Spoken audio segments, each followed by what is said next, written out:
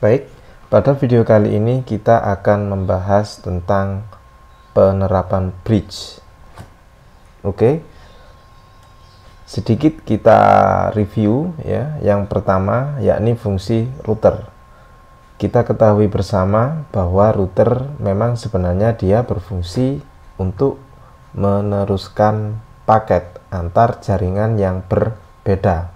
Oleh karena itu, biasanya di dalam router setidaknya di sana akan ada minimal 2 interface, karena sesuai dengan fungsinya bahwa dia akan meneruskan paket antara minimal 2 jaringan yang berbeda.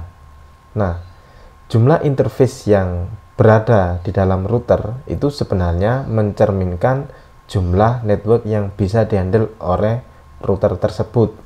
Kita ambil contoh, misalkan kita membeli sebuah router board MikroTik dengan 5 interface, maka ini bisa kita artikan bahwa minimal di dalam MikroTik tersebut itu bisa menghandle sampai dengan 5 network. Nah, ada satu kondisi khusus ya yang menyebabkan kita menginginkan di dalam router itu hanya ada satu jaringan meskipun di sana terdapat beberapa interface. Nah, atau dengan kata lain, kita ingin memfungsikan router tersebut seolah-olah seperti switch biasa. Maka dalam kasus tersebut kita bisa menggunakan apa yang disebut bridge ya. Jadi fungsi bridge di sini adalah menghubungkan antara dua LAN yang berbeda sehingga dia menjadi seolah-olah satu LAN. Oke, agar lebih mempermudah pemahaman kita, mari kita lihat pada diagram atau topologi jaringan yang umum ya. Kita akan mulai pada topologi sebuah jaringan di dalam sebuah router. Di sana terdapat 2 interface. Saya kira ini instalasi yang lazim kita gunakan ya, bahwa di interface 1 itu ada network ke-1, lalu di interface kedua ada network yang kedua. Interface 1 memiliki alamat 192.168.11.1, kemudian PC yang terhubung ke interface 1 ini alamatnya adalah 11.2. Lalu dari network atau LAN 1 ini terhubung ke Ether 1, kemudian di sini ada router, lalu di sini ada LAN yang kedua dengan alamat network 192.168.12.0/24. Ini adalah instalasi router yang lazim kita lakukan, bahwa di dalam router ini terdapat 2 jaringan.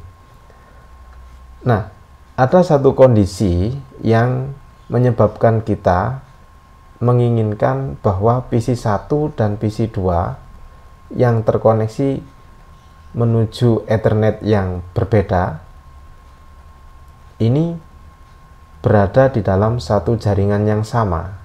Jadi dari yang seperti ini PC 1 11.2 dan PC 2 12.2, ini menjadi 11.2 dan di sini 11.3. Artinya Ether 1 di dalam router dan juga Ether 2 di dalam router ini berada pada alamat network yang sama.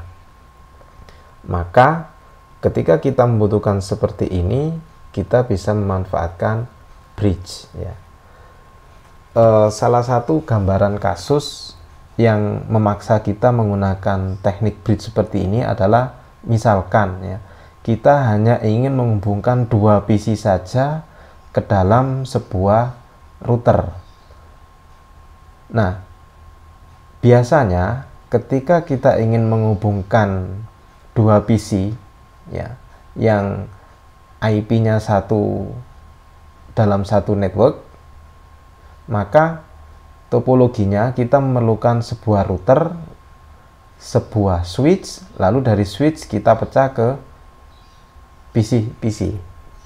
Nah, kalau kita membeli switch Sementara yang kita butuhkan hanya 2 device yang terkoneksi, maka membeli switch ini sesuatu yang cukup boros. Oleh karena itu, kita bisa memanfaatkan fasilitas bridge pada router, sehingga Ether 1 dan Ether 2 ini berada dalam lokasi network yang sama.